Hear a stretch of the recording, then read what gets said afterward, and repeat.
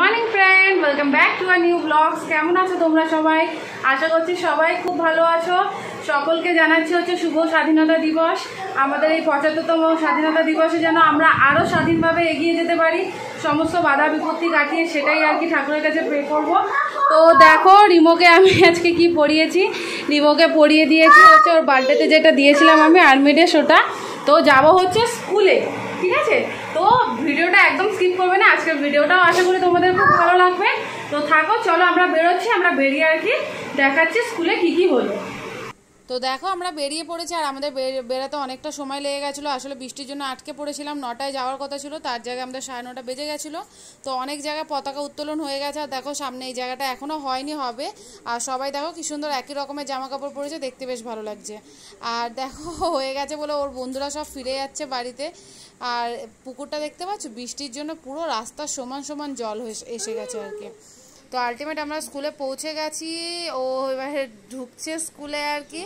তো ওকে দেখে প্রায় সবাই অবাক হয়ে গেছিলো, কারণ যেহেতু বুঝতেই পারছো আর্মি মানে এই ইউনিফর্মটা পরিয়েছিলাম, তো সবার থেকে একটু আলাদা লাগছিলো। আর সবাই আর কি নিয়ে ওকে একটু ফটো তুলছিল, মধ্যিখানে রাখা আর কি, কোলে তুলে একটা মানে কি বলবো আর কি, একদম বলে না পপুলার হয়ে যাওয়া, তো সেরকম একটা ব্যাপার হয়েছিল আর কি।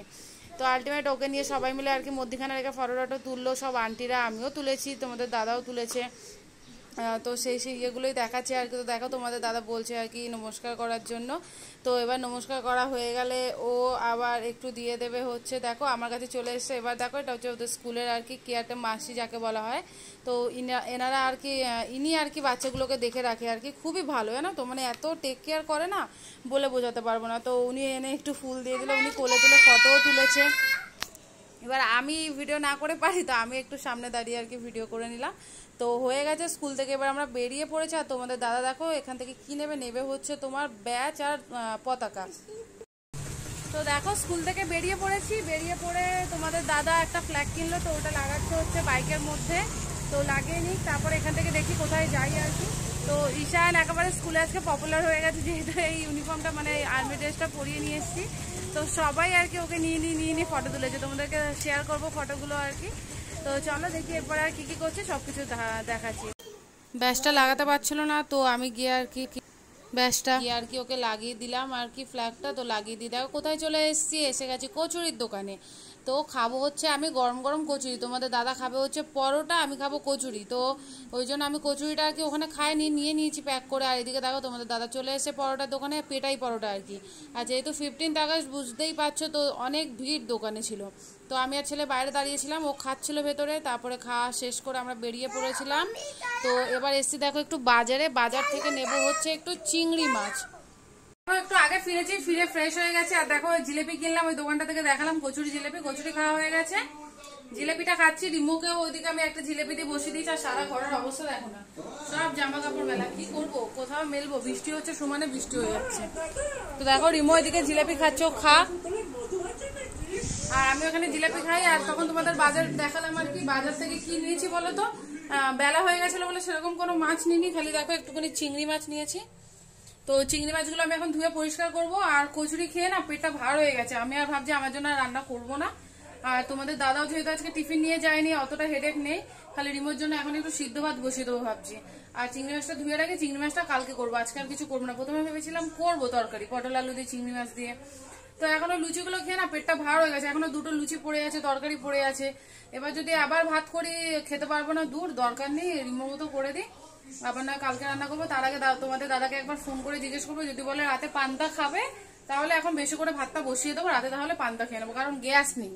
দেখেছো আমার ওই জন্য গ্যাসের এখানের অবস্থা দেখো, সব বাসনপত্র গুছাবো এখন আমি। আর তোমাদের বলছিলাম দেখো, আর দেখো না কচুরির সাথে কি তরকারি দিয়েছে, দেখো পাঁচমিশালি তরকারি। তো আমি দেখে বলছি যে এরকম ধরনের তরকারি আমরা বাড়িতে বানাই ঠিক আছে, কিন্তু এরকম কচুরির দোকানে এরকম ধরনের তরকারি প্রথম দেখলাম। জেনারেলি থাকে ঘুগনি বা ধরো ডাল, আলুর দম, এইসবই থাকে। তো এখানে আর কি এটা দিয়েছে। তো ঠিক আছে চলো, আমি তাহলে মাছটা পরিষ্কার করে নিই, করে নিয়ে তারপরে ফিরছি। আর কি ভাত বসাচ্ছি কি বসাচ্ছি না সেটাও আর কি তোমাদের সাথে শেয়ার করবো।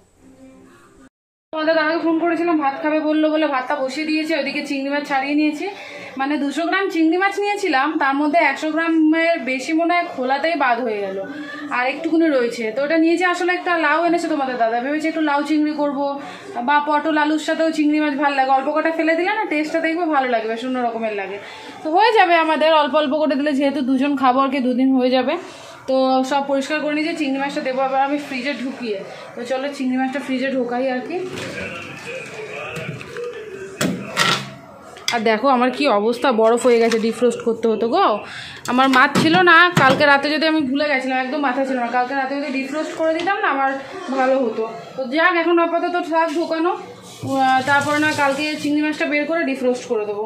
কারণ তোমাদের দাদা বাজারে যাবে বুধবার, মানে কাল তো মঙ্গলবার, কালকে যাবে না। তো কালকে আমার ফ্রিজটাকে ডিফ্রোস্ট হয়ে গেলে, বরফগুলো গলে গেল, তারপর বুধবার আবার মাছ ঢোকালে একদম ফ্রেশ হয়ে যাবে। তো ঠিক আছে চলো, ভাতটা হয়ে এসছে অলমোস্ট, অনেকটা, আর কিছুটা মানে হলে হয়ে যাবে। আর এটা আমি পরিষ্কার করে নিই, ফেলে দিই, আর রিমোকে আমি করিয়ে দেবো এর মধ্যে স্নান। তো করিয়ে নিয়ে আবার ফিরছি। রিমোকে স্নান করিয়ে দিয়েছি, দেখো আর খাবার নিয়ে চলে এসেছি। আলু ভাতে, ডিম ভাজা আর একটু শাক ভাজা নিয়েছি। দেখি শাক ভাজাটা খাই কিনা, কারণ এটা নিয়ে একটু মানে আমিও চিন্তায় আছি যে শাক ভাজা খাবে কিনা। মেখেছে ঠিকই, এই ফার্স্ট দেখছি খাই কিনা। দেখি বাবা, দেখেছো নখরা আরম্ভ করেছে, দেখো। ঠিক আছে চলো, ওকে আমি খাইয়ে দিই, খাইয়ে নিয়ে আবার ফিরছি। দেখি এটা খাই কিনা, না খেলে আলু ভাতে আর ডিম ভাজাটা দিয়ে খাইয়ে দেবো। Good evening. দেখো এখন হয়ে গেছে সন্ধ্যে কাটিয়ে রাতের কাছাকাছি, প্রায় 9টা বাজতে যায়। আর দুপুরে কেন বলো তো তোমাদের আসিনি আর কি, ভিডিও শ্যুট করতে পারিনি, কারণ তোমাদের বললাম না যে মানে কচুরিটা লুচি যাই বলো আর কি, পেটটা ভার হয়ে গেছে, আর রান্নাও তো করিনি আমার আজকে। তো রিমোকে দেখলে খাওয়ালাম, খাইয়ে দাইয়ে কি করেছি, আর দাঁড়াও এক মিনিট, এটা একটু নেড়ে দিই তারপর বলছি।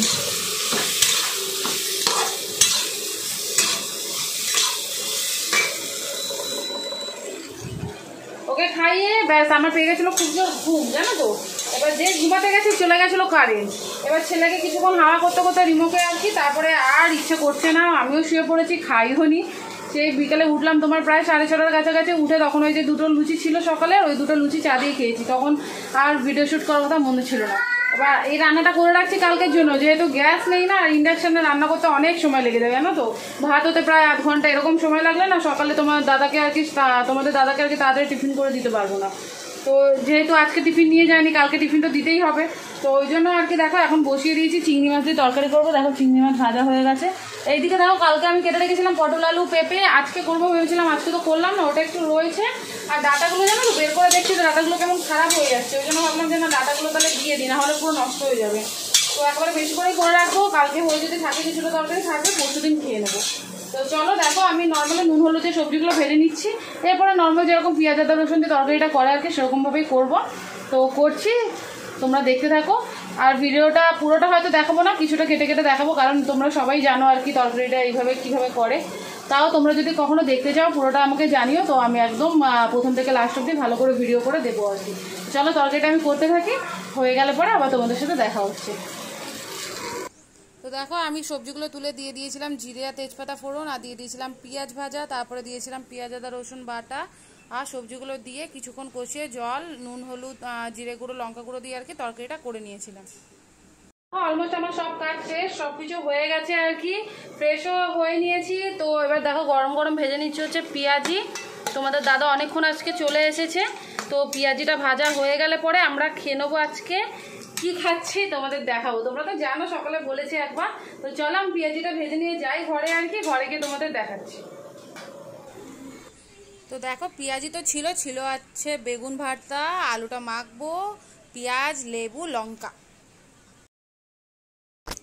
তো দেখো খেতে বসে পড়েছি, আলু ভাতাটা মাখবো, শুকনো লঙ্কা দিয়ে মেখে নেবো, খালি পেঁয়াজ আর দেবো না, কারণ পেঁয়াজি করেছি, কাঁচা পেঁয়াজও আছে।